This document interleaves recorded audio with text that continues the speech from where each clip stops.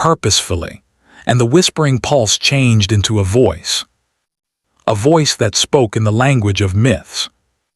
The moment of realization. The boarding fleets halted as silence fell across their comms. Then, across every channel in perfect clarity, came words no living Terathi had ever expected to hear.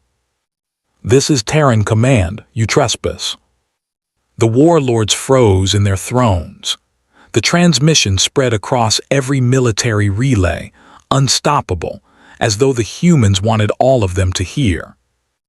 Academics scrambled to compare the voice against their fragmented records. The match was exact. A language buried under 10,000 years of dust had returned alive. Fear rippled through the conclave. Some refused to believe. Others whispered that it was a trick, a fabrication by rival powers. But then the ship moved with terrifying purpose. Engines flared like dying stars. Weapons unfolded, not elegant beams like the Empire, but brutal kinetic cannons, relics thought obsolete. One shot, a single round, and a cruiser of the Terathi fleet split apart as if torn by gods. The silence that followed was unbearable. For the first time in generations, the Empire's warlords had nothing to say. When legends walked into reality, the humans did not send diplomats. They did not posture or negotiate. They advanced. One ship became three became a dozen. Then, as though drawn from the void itself, an entire armada appeared, sleek predators cloaked in shadows. Their formation was disciplined, every movement echoing war doctrine long thought to be myth. The Terathi counterfleet mobilized in panic. Thousands of ships swarmed to meet the threat, confident that overwhelming numbers would crush these so-called myths. But the battle was not a battle. It was a massacre.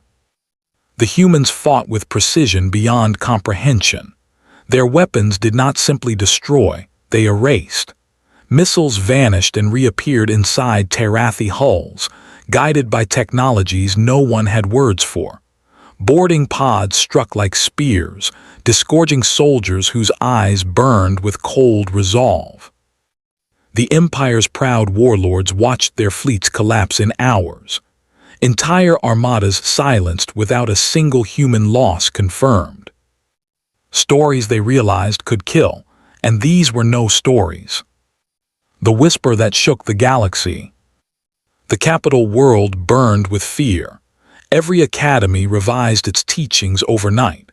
The myths the Empire had mocked became living law. In backroom halls, whispers spread, "The Terrans have returned." Other species listened too. Some prayed, others prepared for extinction. For if the humans had survived the ages, if they had endured what history had sworn was their annihilation, then no power in the galaxy could stop them. Admiral Xyrus, once the loudest voice of arrogance, now spoke in hushed tones, his words echoing across the conclave chamber. "Stories cannot kill," we said, "and yet they have killed more in days than all our wars in centuries." The galaxy trembled, for it understood a truth too late. Myths had walked into reality, and reality would never recover. The grand amphitheater of the Zareth Dominion burned with light, its crystal walls echoing every laugh, every sneer, every voice raised in arrogance. The War Council had gathered, not for a matter of grave urgency, but for a farce. At least, that's how they saw it. On the central dais, High Strategist Vekthar raised his spined arms and projected an image above the crowd. An ancient glyph, faintly glowing with age, taken from one of the earliest memory tablets unearthed at the rim of the galaxy. It depicted strange figures, two-limbed, two-eyed, short in stature, but with faces of fury and weapons beyond comprehension. The glyph bore a single word in the old tongue: humans. The chamber erupted into laughter. "Again with these stories," scoffed one admiral, her crest feathers trembling with amusement. "How many cycles must we waste on myths?" "They were the nightmare creatures told to hatchlings," said another, his voice dripping with disdain. "Fireside warnings, nothing more." High strategist Vekthar nodded slowly, his mandibles clicking in mock seriousness. And yet, scholars at the Outer Archives claim these humans once fought wars so terrible they nearly burned the stars themselves. The laughter grew even louder. One commander doubled over, slamming his fist against the table. "Stories can't kill, strategist, and legends can't bleed us." Applause thundered. The council basked in their own certainty. For in their minds, myths were nothing more than dead echoes, entertaining enough to whisper to younglings, but powerless against the might of the Dominion. Legends in the ashes. The Zareth Dominion had ruled unchallenged for 10 millennia. Civilizations bent their knees at the sight of their banners. Empires fell silent beneath their war fleets. The idea of rivals, much less mythical ones, was laughable. The myths of humanity lingered only in forgotten data shards scattered across old ruins.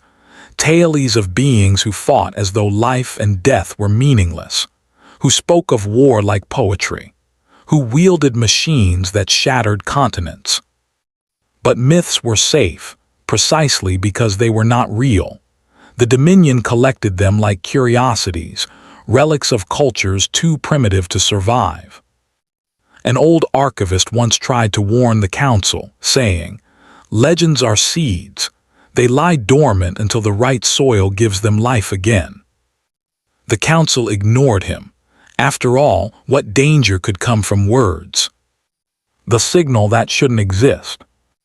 It began at the edge of mapped space, where Dominion scouts patrolled for smugglers and rebels. An exploration frigate picked up something strange, an old transmission, faint but deliberate, pulsing across the void in an archaic rhythm. The signal carried a sequence of tones that made no sense in Dominion mathematics, but buried within was a language that translated too perfectly into the forbidden word. "Human." The captain of the frigate frowned at the display. His officers chuckled nervously.